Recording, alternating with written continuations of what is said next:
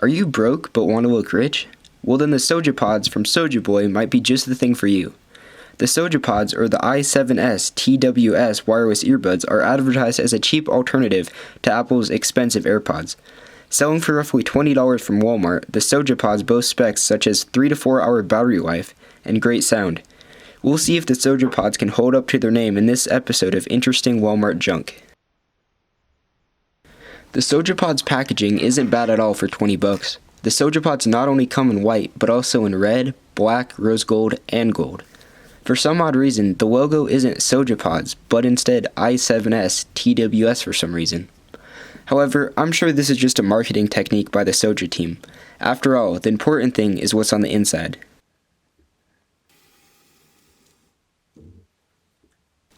Looks like we won't be needing the knife today.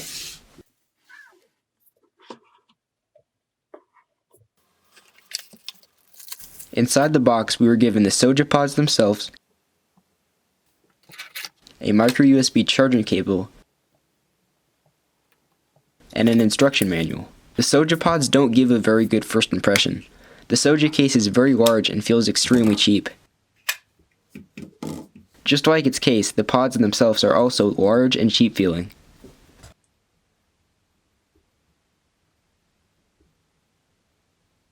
In order to pair your Soulja Pods to either your iOS or Android device, simply simultaneously hold down the button until the power comes on. Then, double tap the button on one pod and you should be ready to go.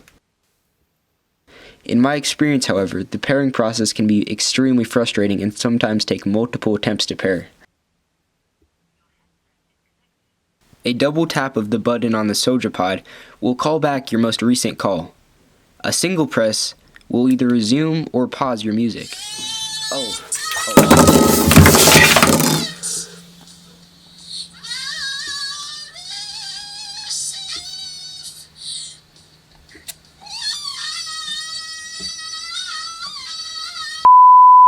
You may be asking yourself, what are the main differences between the Soulja Pods and other earpods? To compare, I have the Apple Airpods and standard wireless earpods.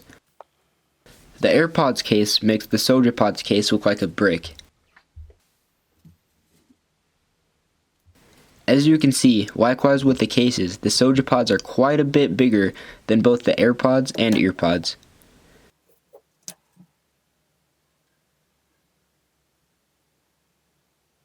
You may be thinking that the size differences aren't really that bad.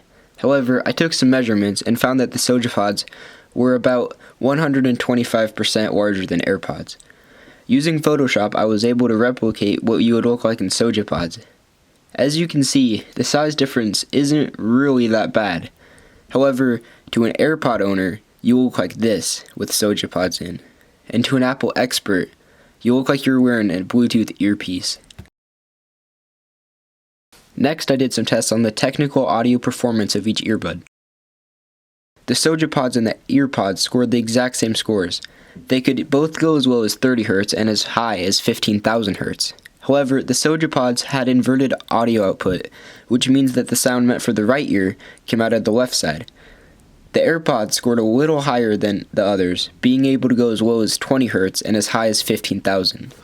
I put together a few tests in order to compare each earpod's ease of connectivity. As you can see, the Airpods are first to connect.